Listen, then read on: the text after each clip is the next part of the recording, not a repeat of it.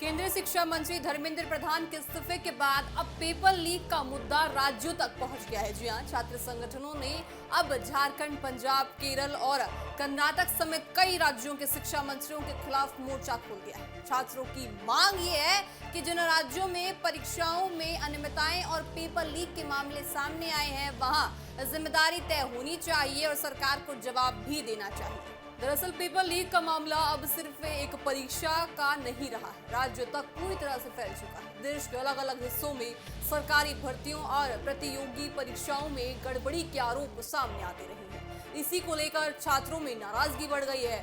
उनका ये कहना है कि पेपर लीक की वजह से मेहनत करने वाले लाखों उम्मीदवारों का भविष्य प्रभावित होता है और दोषियों पर सख्त कार्रवाई जरूरी है। धर्मेंद्र प्रधान के इस्तीफे के बाद छात्र संगठनों को नया मुद्दा मिल गया है।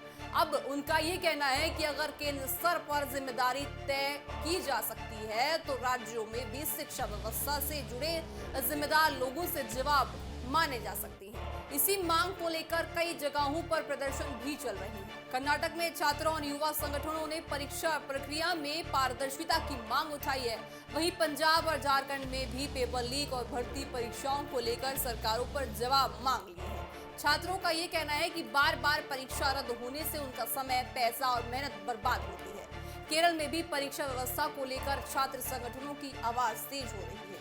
प्रदर्शनकारी मांग कर रहे हैं कि सरकार ऐसी व्यवस्था बनाए जिससे प्रश्न पत्र की सुरक्षा मजबूत हो और किसी भी तरह की गड़बड़ी की गुंजाइश ही ना रहे। राजनीति के नजरिए से देखें तो पेपर लीक का मुद्दा अब बड़ा चुनावी मुद्दा भी बन गया है। विपक्षी दल सरकारों को घेर रही है और युवाओं के भविष्य को लेकर सवाल भी उठा रही है। वहीं सरकारों का कहना है कि परीक्षा व्यवस्था को सुरक्षित बनाने के लिए लगातार काम हो रहा है और दोषियों के खिलाफ कार्रवाई भी जारी है। केंद्र सरकार की बात करें तो केंद्र सरकार पहले ही पेपर लीक रोकने के लिए सख्त कानून लाने की तैयारी कर रही है, लेकिन छात्रों का यह कहना है कि सिर्फ कानून बनाना काफी नहीं है, बल्कि उसे जमीन पर लागू करना भी बहुत ज्यादा जरूरी है। उनका सवाल ये है कि आखिर बार बार होने वाली ऐसी घटनाओं के लिए जिम्मेदार आखिर कौन है। अब देखना ये होगा कि राज्यों में बढ़ रहे विरोध प्रदर्शन किस दिशा में आगे जाते हैं। क्या सरकारें छात्रों की मांगों को लेकर कोई बड़ा कदम उठाएगी या फिर ये मुद्दा आने वाले समय में और बड़ा राजनीतिक